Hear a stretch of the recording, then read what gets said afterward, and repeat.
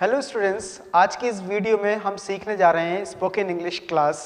और इस spoken English class में हम सीखेंगे यूज़ ऑफ यूज़ टू।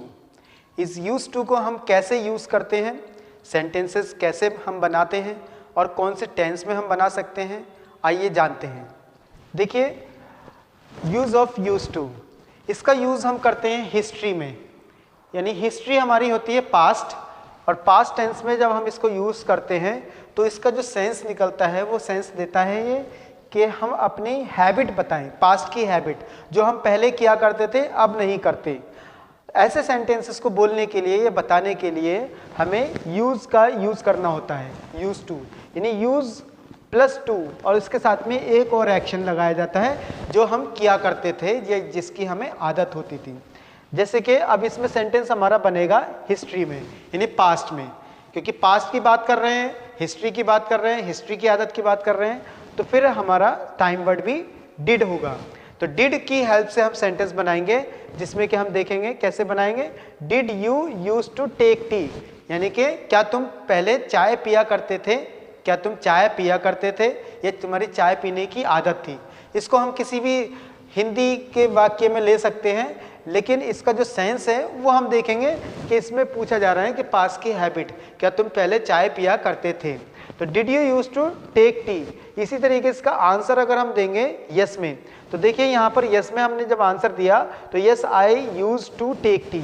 तो यहाँ पर स्टूडेंट्स देखिए ध्यान देने की ज़रूरत है कि यहाँ पर हमने बोला यूज टू और यहाँ पर है यूज टू फर्स्ट फॉर्म में और यहाँ सेकंड फॉर्म में, क्योंकि डिड का सेंटेंस जब भी बोला जाता है वो यस में हमें एक्शन की सेकंड फॉर्म लगती है, और एक्शन की सेकंड फॉर्म हमें पहले वाले एक्शन में लगानी होती है, दूसरे वाले एक्शन में नहीं लगाते हैं। तो फर्स्ट एक्शन है हमारा यूज, और यूज में हम जब डी लगा देते हैं तो ये बन जाता है यूज्ड। लेकिन इसको प्रोनाउंस हम जो करते हैं वो प्रोनाउंसिएशन इसका होता है यूज, जैसे हम फर्स्ट फॉर्म में बोलते हैं, लेकिन लिखने में हम इसको डी लगा करके लिखते हैं। प्रोनाउंसिएशन इसका सेम रहता है, जैसे फर्स्ट फॉर्म में रहता है वैसे ही सेकंड फॉर्म में रहेगा। क्योंकि अगर हम यूज्ड बोलेंगे और यूज्ड बोल करके सेंटेंस बोलते हैं तो हमें फिर सेंटेंस बोलने में दिक्कत आती है, प्रॉब्लम आती है, इसलिए इसको हम यूज ही बोलते हैं। इसका प्रोनाउंसिएशन फर्स्ट फॉर्म की तरह ही रहता है जैसे हम फर्स्ट फॉर्म बोलते हैं। तो yes I use to take tea, इसका मतलब हो गया कि हाँ मैं चाय पिया करता था। इसी तरीके से नो में जब हम आंसर देंगे तो नो में आंसर देने के लिए होगा no I did not use to take tea. अब यहाँ पर क्योंकि डिड आ चुका है, डिड आ गया है, तो इसलिए यहाँ पर अब हमें फर्स्ट फॉर्म का ही यूज करना है, ना कि सेकंड फॉर्म का। तो देखिए no I did not use to take tea, इसका मतलब ये हुआ कि मैं चाय नहीं पिया करता था। तो इस तरीके से हम सेंटेंसेस बना देते हैं। Did you use to take tea, yes I used to take tea, no I did not used to take tea। तो ये हमने अपनी पास्ट की हैबिट बताने के लिए use to का यूज किया सेंटेंस में। अब ऐसी ही पास्ट की आदतें हमारी, जैसे बचपन की आदतें होती हैं। बचपन की आदत हमारी होती थी जैसे कि एक एक्शन अमूमन करते ही हैं बच्चे, जैसे कि सक द थम। सक बोलते हैं चूसने को, मुंह में कोई चीज़ रख करके उसको चूसना।